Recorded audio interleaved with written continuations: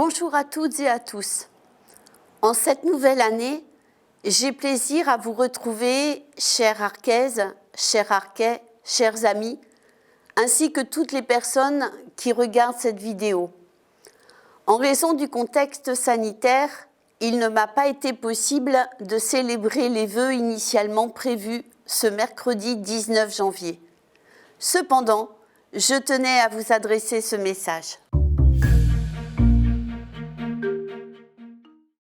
J'en ai plusieurs. Tout d'abord, je vous adresse mes meilleurs vœux pour l'année 2022. Qu'elle vous apporte santé, bonheur et réussite.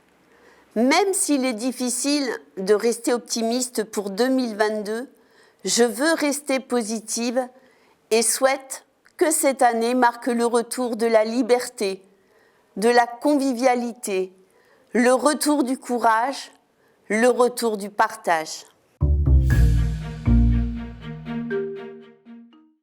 Sortir de la léthargie de ces 2 dernières années.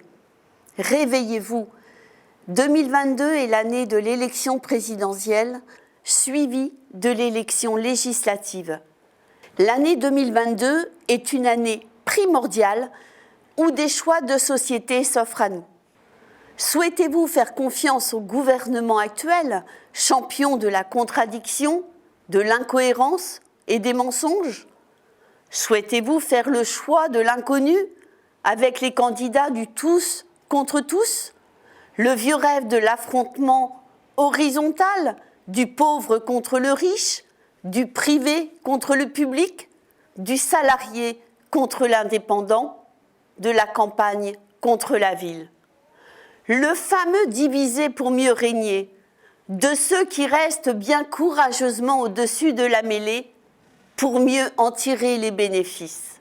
Ou bien souhaitez-vous la promesse d'un renouveau où personne n'est abandonné au bord de la route. Par instinct, je sais que ceux qui mettent le feu dans les esprits sont les incendiaires de notre société.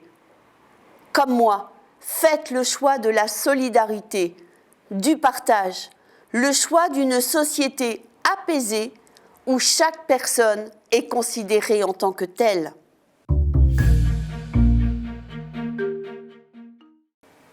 La jeunesse d'aujourd'hui, qui semble prisonnière de la technologie nouvelle, porte en elle l'espoir d'un avenir meilleur. Osez prendre la parole, exprimez vos idées, ne restez pas enfermés dans le bourdonnement médiatique qui repasse en boucle les mêmes informations, les mêmes chiffres, sans prendre la hauteur nécessaire à l'analyse, à la critique et au débat. Je veux souligner qu'en reprenant les mêmes recettes pour résoudre les mêmes problèmes, nous aboutirons aux mêmes échecs.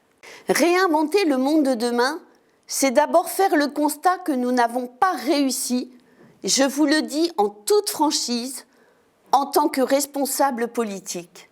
En revanche, réinventer le monde de demain, c'est surtout penser les solutions qui n'ont jamais été mises en œuvre. Libérez-vous de vos chaînes numériques et pensez par vous-même, sinon d'autres le feront à votre place. Je ne vais pas être originale en vous disant que le combat que je souhaite mener est celui du pouvoir d'achat. C'est la préoccupation numéro 1 des Français et je la partage totalement. Quand tous les prix augmentent chaque année alors que les salaires et les pensions de retraite stagnent, cela se traduit indéniablement par un appauvrissement des Français. Quand le gouvernement distribue une aide ponctuelle de quelques dizaines d'euros, c'est un pansement sur une jambe de bois. Dans le même temps, un rapport Oxfam du 17 janvier 2022 nous apprend que les 5 premières fortunes de France ont doublé leur richesse depuis le début de la pandémie et qu'elles possèdent autant que les 27 millions de Français les moins riches. Je pense que je n'ai pas besoin d'en dire plus.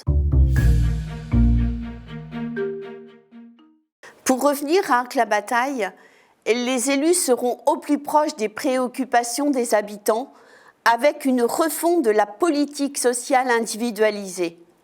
Partir du besoin particulier pour apporter la réponse la plus adaptée. Exemple, une aide au financement pour le permis de conduire. Soutenir l'aide à la scolarité pour nos collégiens, nos lycéens et surtout nos étudiants. Mais c'est également répondre aux préoccupations du quotidien.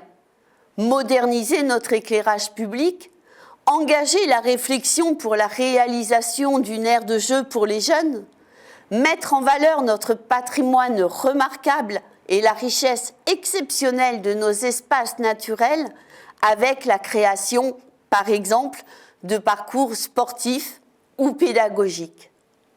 Mon souhait est d'orienter notre politique vers le prendre soin. Je voudrais emprunter à mon propre compte la citation de Martin Luther King. « Croyez en vos rêves et ils se réaliseront peut-être. Croyez en vous et ils se réaliseront sûrement. » Je vous souhaite très sincèrement une très très belle année 2022.